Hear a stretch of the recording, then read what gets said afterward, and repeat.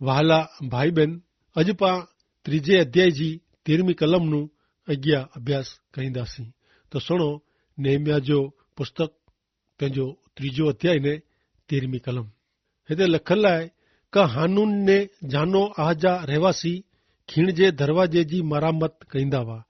उनी ऊ बधी ने इन जा कमाड़ चढ़ायो ने उन्ही के मिजागरा विधो ने भूंगड़ विरायो ने कचरे जे दरवाजे सुधी 1000 हथ सुधी रांग पण बधियो।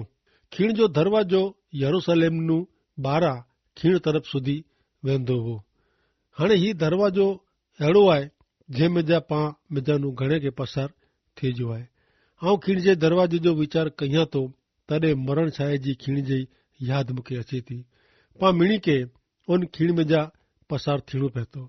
महान ईश्वर भक्त राजा दाऊद गीत शास्त्र जे 23वें अध्याय में चयो क मरण जी छाए जी खीण में आऊं हलां त पण आऊं कोई पण जात जी भूंडाई से द्रजंदो न।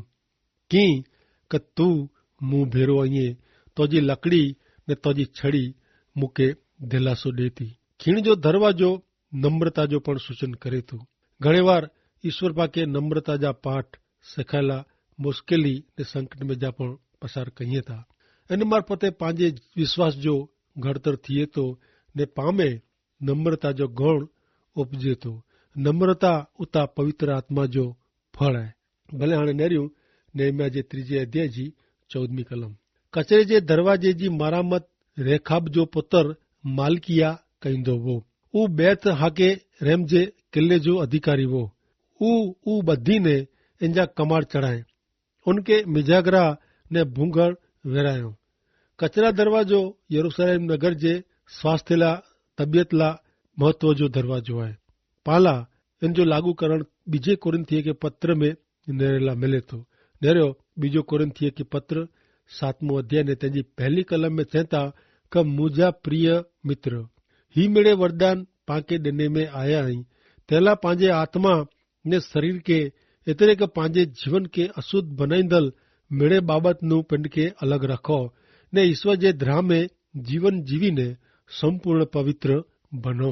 प्रभु यीशु ख्रिस्त वटे प्रामाणिकता से पांजा पाप कबूल करे से पांजे जीवन जो पाप जो कचरो परया थिए तो।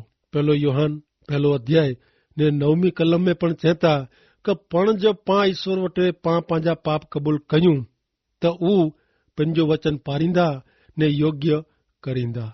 ऊ पांजे पाप जी माफ़ी ॾींदा ने मिड़े बूंडे कर्म नु पाके शुद्ध करींदा। भले हाणे मित्र पां अॻियां नेरियूं नेहमिया 3 अध्याय 15वीं कलम।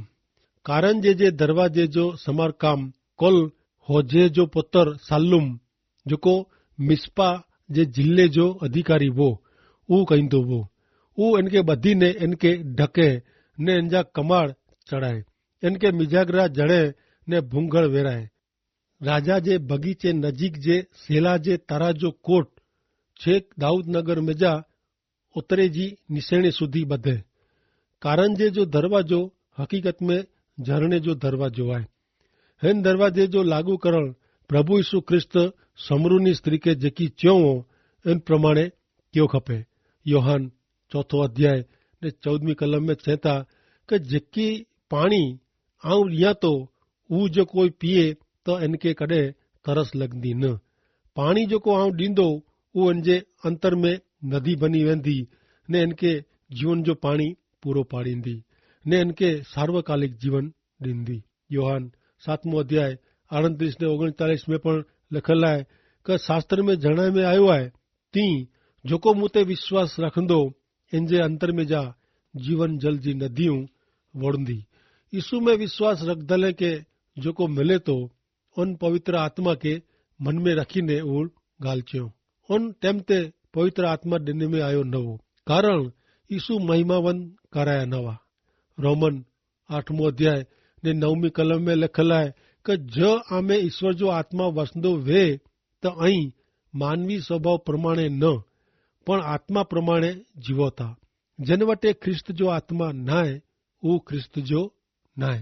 कारण दरवाजो एतिरे क झरणे जो दरवाजो सिखाए तो क यीशु ख्रिस्त ते विश्वास कईंदल हरेक विश्वासी में पवित्र आत्मा आंतर निवास करे तो ने हरेक विश्वासी के पवित्र आत्मा से भरपूर थेजी जरूर वेती। भले हाणे पाण अॻियां नेरियो नेहमिया जे 3 अध्याय जी 26वीं कलम। हाणे नथी नीम ओफेल जे पूर्व दिशा में पाणी जे दरवाजे जी जगह सुधी ने 12 जे बुरज सुधी रोंदा हुआ। पाणी जो दरवाजो यरूशलेम शहर में 12 નું पाणी खणी अचे ला वपरांदो हो। पाणी जो दरवाजो ईश्वर जे वचन जो सूचन करे थो। अॻियां पाण नेरेला मिलंदो त एजरा हिन जगह ते लोक के ईश्वर जा वचन सुणाई जी व्यासपीठ बनाए वे। योहान 15 अध्याय 3 में चवंदा का संदेश जेको आऊं आके ॾिनो आहे इन से अहीं हाणे शुद्ध थी विया आहियो ऐं मूं में वसो ने आऊं आमे रहंदो। योहान 17:70 में चवंदा कि जीअं ई मूंखे दुनिया में हलायो हो तीअं आऊं उन्ही के दुनिया में हलायां थो। पाणी जो दरवाजो ईश्वर जे वचन जो सूचन करे थो। गीत शास्त्र 119 ने 9वीं कलम में चवंदा कि जुआन माण्हू पंहिंजो जीवन क्रम कोरे से शुद्ध करी सके तोजे वचन प्रमाणे सावध रहे से। हाणे अॻियां नेहमिया 3 अध्याय ने 28वीं कलम। अश्व भागण मथे याजक पिंड पंहिंजे घर सामे समारकम कंदा हुआ। अश्व એટલે घोड़ो। घोड़े जो उपयोग लड़ाई में वेंदल सैनिक कंदो हो।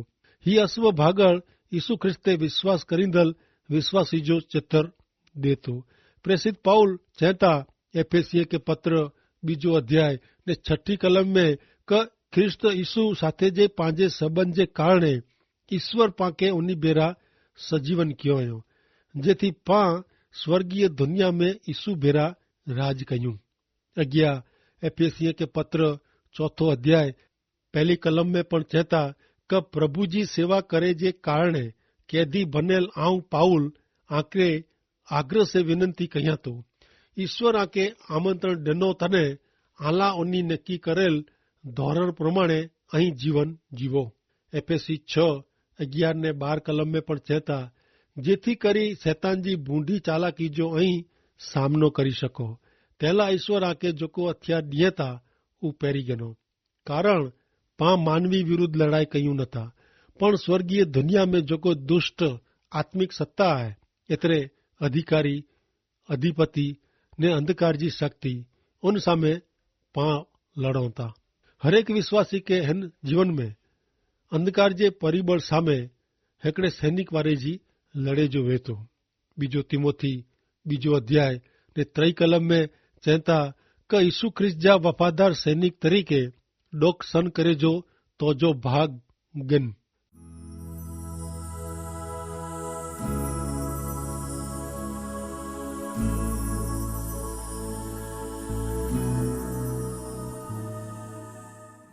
हाणे नेरियूं पाण अॻियां नेहमिया जे 3 अध्याय जी 29वीं कलम। हिते लिखियलु आहे कि तंहिं पोइ इम्मेर जो पुत्र सादोक पंहिंजे घर सामे समारकाम कंदो हो।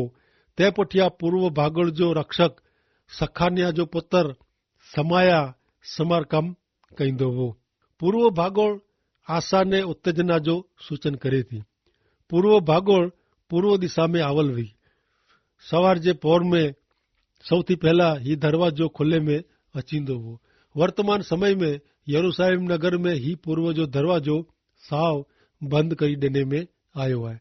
केतराक लोग मने था त प्रभु यीशु ख्रिस्त पृथ्वी ते अचींदा तॾहिं हिन दरवाजे में जानू थईने यरूशलेम प्रवेश करींदा। पूर्व भागड़ उगमणी दिशा में आवल हुई। विश्वासी तरीके पाके जाने क पूर्व जे दरवाजे वटे बेरा थे जी जरूर है। कारण पर्या आकाश में सूर्य रूपी प्रभु यीशु ख्रिस्त जे आगमन जो तेज किरण नेरी सकाजे तो।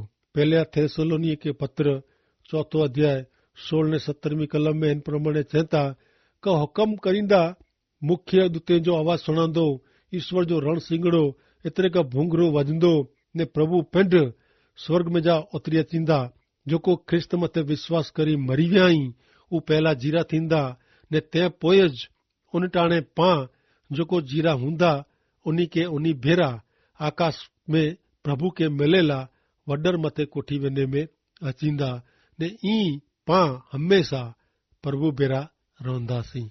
दूर क्षितिज में प्रभु यीशु ख्रिस्त जे आगमन जो तेज किरण पाके आशा ने हिम्मत दिए था। भले हाणे पाण अॻियां वधो। नेहमिया जो 3 अध्याय ने 30 कलम सुणो। तंहिं पोइ सेलेमिया जो पुत्र हनान्या ने सालाप जो 6ठो पुत्र हनून बे हिकिड़े भाग जो समारकम कईंदा हुआ। तंहिं पोइ बेरेखिया जो पुत्र मसूलाम पंहिंजी ओरडी सामे समारकम कईंदो हो। ही कलम मज़ा पे अहिड़ी आहे, कारण मसूलाम पंहिंजे घर जे सामे जे भाग में आवल कोट जी એટલે કે રાંગ जी मरामत के। मुंहिंजा मित्र, कदाच ऐं सॼी दुनिया सामे प्रभु यीशु ख्रिस्त ला साक्षी ॾेई न सको, कदाच आंजे पड़ोसी के साक्षी ॾेई न सको, पण आंजे कुटुंबी जन के ता जरूर प्रभु यीशु ख्रिस्त विषय जी साक्षी ॾेई सको। आंजो सॼो कुटुंब पंहिंजे दुष्कर्म जे बंधन में जा, पंहिंजे पाप जी शिक्षा में जा मुक्ति मेळवे। उहो केतिरी ख़ुशी जी ॻाल्हि चवाजे। ऐं आंजी माउ ला, आंजे पिता ला, आंजे भाउ ला, आंजी भेण ला, आंजे छोकिरे ला, आंजी पत्नी ला, आंजे पति ला कम से कम नियमित रीते प्रार्थना करी सको कि आ वारे जी प्रभु यीशु ख्रिस्त जे शरणे हू पण अचीने पंहिंजे दुष्कर्म जे बंधन में जा, पंहिंजे पाप जी शिक्षा में जा मुक्ति मेळवे। पण मूल सवाल उहो आहे कि ऐं पिंड कोरो मुक्ति मेळवियो आहियो, पामिया आहियो? मुंहिंजे सवाल ते जरा वीचार करी जा मित्र। हाणे अॻियां नेरियूं नेहमिया जो 3 अध्याय ने 31 कलम। तंहिं पोइ मालकिया नाजो सोनी नथीनीम ने वेपारी जे घर સુધી હમીફ કાદ જે દરવાજે સામે ને ખૂણ જે બોરજ સુધી સમારકામ કઈંદો हो। હમીફ કાદ એટલે પુનરાવર્તન કહેણું अथवा नोंधणी कहिणी। जॾहिं कोई अजाणियो माण्हू यरूशलेम नगर में अचींदो हो, तॾहिं इनके हिन दरवाजे वटे उभा रहीने पंहिंजे ना जी नोंधणी कराइणी पवंदी हुई। ही दरवाजो पुनरावर्तन जो दरवाजो हो। पण जॾहिं यरूशलेम जो लश्कर नगर ॿाहिरां लड़ाई कईंदो वे ने लड़ाई पताईने नगर में पाछो फिरे, तॾहिं उहो हिन दरवाजे में जा पाछो फिरंदो हो।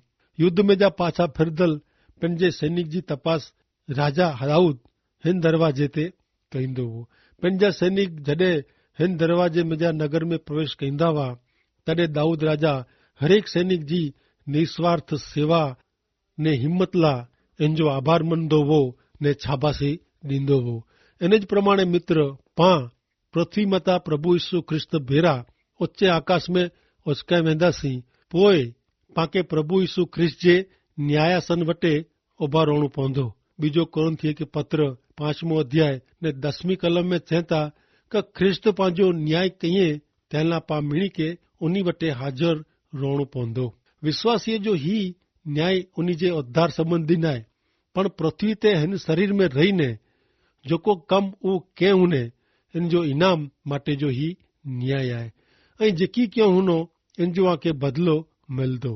खासो कम जो खासो बदिलो ने बूंदे कम जो बूंदो बदिलो।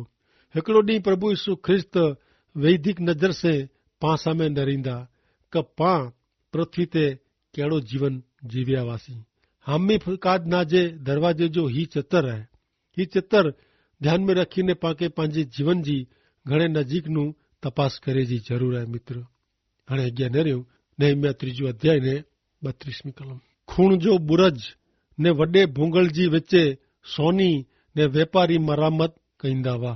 पां 2 दरवाजा नेरिया ने फेरी पाछा पां वॾे भागड़ एतिरे घेटे दरवाजे वटे अची विया आहियूं। आंखे यादि वे त मेंढा भागड़ प्रभु यीशु ख्रिस्त जे क्रूस जो सूचन करे थो। पां प्रभु यीशु ख्रिस्त जे क्रूस नूं शुरूआत कयूं था ने प्रभु यीशु ख्रिस्त जे क्रूस वटे पंहिंजो अंत अचे थो। मनुष्य जीवन लाइ फक्त प्रभु यीशु ख्रिस्त जो क्रूसज अति महत्व जो आहे। रोमन 3 अध्याय ने 25 कलम में चए था कि ईश्वर यीशु जो बलिदान थेला अर्पण कयो। उन्ही जे मरण से ईश्वर जो पाप विरुद्ध जो कोप परिया थिए थो ने ई यीशु ख्रिस्त ते विश्वास करींदल माण्हूअ जा पाप ईश्वर माफ़ कये था। इनमें माण्हू के पिंड भेरो सीधो संबंध में कोठी अचे जो ईश्वर जो हेतु प्रगट थिए थो।